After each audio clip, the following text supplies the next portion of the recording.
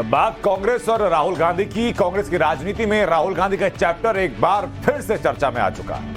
मुद्दा राहुल के एजेंडे से ज्यादा कांग्रेसियों की तरफ से गढ़े जा रहे राहुल के उस कंठ का है जो उन्हें सुपर ह्यूमन बता रहा। और इसका जरिया बना है दिल्ली की कड़ाके की सर्दी के बीच राहुल का सिर्फ एक टी शर्ट में नजर आ। कांग्रेसी नेताओं ने इन तस्वीरों के साथ ताबड़तोड़ ट्वीट किए हैं, तो वहीं सलमान खुर्शीद ने राहुल की तपस्या को एक्सटेंशन देते हुए उनकी तुलना भगवान राम से कर दी। अब सवाल यह है कि क्या मुद्दों, तथ्यों और तर्कों से हारे कांग्रेसी अब चमत्कारी किरदार गढ़ने में लगे हैं?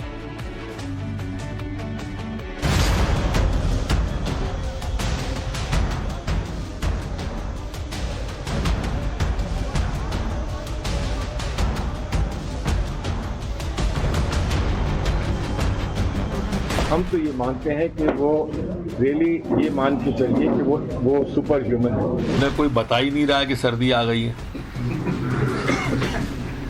कोई उन्हें बता दे। वो थिक स्किन्ड है। अपनी तपस्या पूरी कर रहे थे। राहुल कथा का यह दिल्ली अध्याय है जहां कांग्रेसी भरभरा कर टूटे जा रहे हैं ये साबित करने में कि उनके नेता राहुल कोई सामान्य इंसान नहीं बल्कि काल पुरुष हैं। और कांग्रेस का ये काल पुरुष भारत की राजनीति की धुरी को बदलने का संकल्प लिए दिल्ली की प्रचंड सर्दी में धवल टी शर्ट पहने आया नहीं है बल्कि अवतरित हुआ है। सुनिए लफ्ज ब लफ्ज कांग्रेस के सीनियर नेता सलमान खुर्शीद को। रफ्तार से चलते हैं, जितने दिन से वो चले हैं, जिस तरह से हमको उनके पीछे पीछे साथ साथ चलना पड़ रहा है, तो हम तो ये मानते हैं कि वो रियली ये मान के चलिए कि वो सुपर ह्यूमन है। हम इतने जैकेट कोट पहने हुए हैं, वो टी शर्ट में निकलते हैं। बताइए, हम ठुठुर रहे हैं ठंड में, वो टी शर्ट पहने निकल रहे हैं। एक योगी जैसी जब उन्होंने कही दिया मैं तपस्या में हूँ, तो वो तपस्या कर रहे हैं। तो महंगाई, बेरोजगारी, करप्शन, नफरती एजेंडा, भारत जोड़ो, विकास वगैरह वगैरह का सारा एजेंडा शनिवार को दिल्ली में घुसते ही आटिका कांग्रेस नेताओं के चमत्कारी एजेंडे पर, जिसमें भांति भांति की संज्ञाओं से नाप दिया गया राहुल के किरदार को।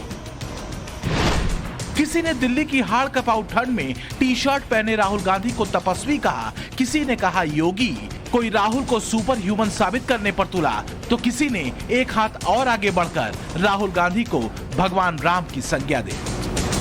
हमारी जो यात्राएं हुई हैं, 6 यात्राएं हुई, उसका लक्ष्य एक तो हम तैयारी करें इनकी यात्रा की, दूसरा अभी क्योंकि वो नहीं आ रहे हैं तो उनके नाम पर ऐसा है आप तो जानते हैं भगवान राम की खड़ाव बहुत दूर तक जाती है, तो कभी कभी खड़ाव लेकर भी चलना पड़ता है। हमेशा भगवान राम नहीं पहुंच पाते हैं तो खड़ाव लेकर चलना पड़ता है, तो भरत उनकी खड़ाव लेके चलते हैं।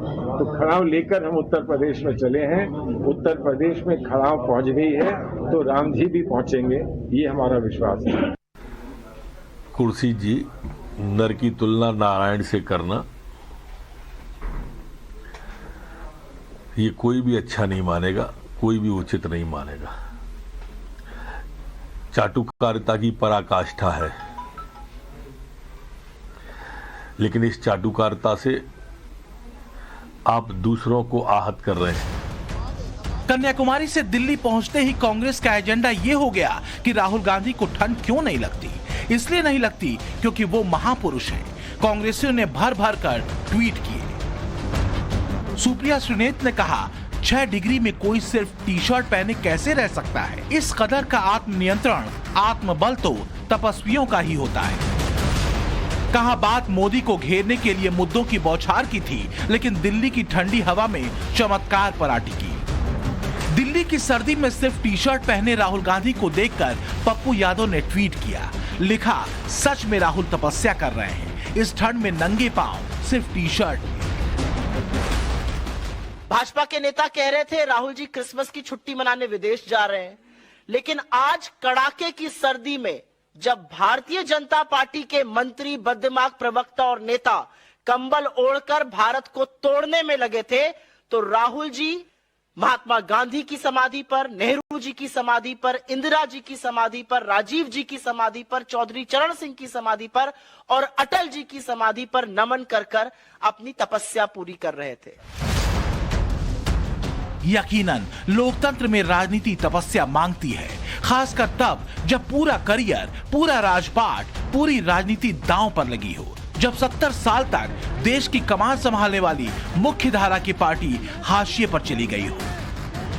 कल तक कड़कड़ाती ठंड में जैकेट में क्लीन शेव दिखने वाले राहुल गांधी अब बियर्ड के साथ महज टी-शर्ट पहने नजर आते हैं और कांग्रेसी इससे अभिभूत हो जाते हैं। राहुल खुद अपनी टी-शर्ट वाली तपस्या का रहस्य उद्घाटन करते हैं।